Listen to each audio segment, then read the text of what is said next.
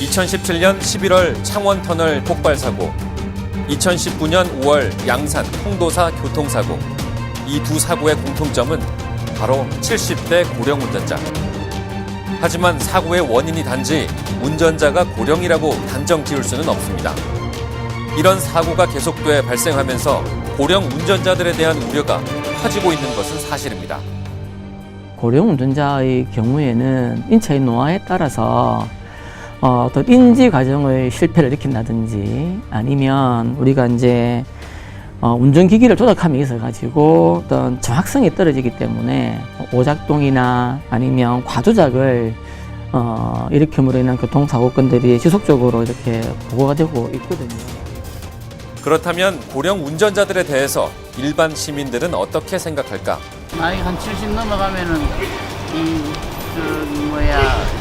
육체적 감각도 떨어지고 하니까 좀 자제를 해야 안 되겠어요? 일단 나이 생각보다는 자기가 느꼈을 때 좀 반응이 느리다 싶으면 반납할 거라고 생각하고 반납해야 된다고 생각해요. 요즘 사고도 워낙 많이 나고. 우리가 기본적으로 이동수단이라고 하면 누구나 자동차를 떠올릴 겁니다. 자동차 운전은 이제 기본 중의 기본. 또 자동차는 우리 생활에 없어선 안 될 존재로 자리 잡았습니다. 하지만 어느 순간부터 운전을 하지 못한다면 어떨까요? 경남지방경찰청에 따르면 경남 지역의 최근 3년간 교통사고 건수는 점점 줄어드는 상황인 반면 고령 운전자 사고는 증가하고 있다고 합니다. 그 전년도와 작년도치를 비교해보게 되면 대략 한 400여 명 가까이 이렇게 사망자 수가 줄고 있습니다. 그럼에도 불구하고 전체 사망자에서 만 65세 이상 고령자분이 차지하는 비중은 계속해서 이제 증가 추세에 있는 실정이거든요. 실제 한국노년학회가 지난 3월 발표한 학회지에 따르면 65세 이상 노인을 대상으로 한 설문조사에서 운전 제한에 대한 생각을 물어본 결과 전체 62.8%가 운전을 그만두는 것을 생각한 적이 없다고 나타났습니다.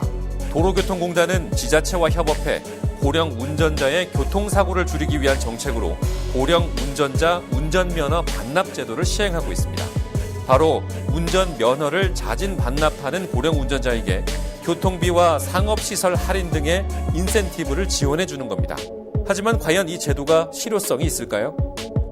제가 볼 때는 그렇게 큰 의미가 없을 것 같아요. 이 일본 같은 데서도 고령자가 3천 몇백만이래, 거기는. 우리나라 인구하고 거의 비슷한데, 그래도 그 사람들도 차를 갖다가 운전을 하고 다니더라고. 또 우리나라도 이런 걸 갖다가 자주 교육을 갖다가 해가지고 거기서 출연낼 건 출연내고 출연낼 사람들. 그리고 운전하고 다니는 사람은 어느 정도 건강이 허락하는 데까지 운전하고 다니는 게 좋겠나 그렇게 생각합니다. 하지만 생계를 이어나가기 위해 운전이 필요한 고령 운전자도 있습니다. 바로 운전이 생계 수단이 되는 사람들이죠. 그렇다면 이들의 이야기는 어떨까요? 필요한 사람은 운전도 해야 되겠죠. 제 생업에 종사한다든지. 그렇지 않고 장롱 매너천처럼 운전을 그게 크게 하지 않는 사람은 반납하는 것도 괜찮을 것 같아요. 그렇다면 다른 현실적인 방안은 없을까요?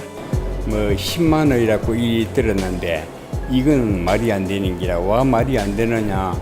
이 사람들이 10만 원 이걸 이제 자기 평생을 갖다 잠깐 빼야 안 되는데 그걸 갖고는 도저히 안 되거든.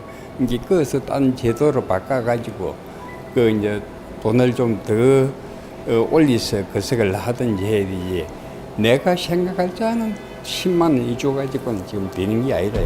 교통비 지원, 비교적 대중교통수단이 열악한 지역은 이 또한 별 와닿지 않을 겁니다.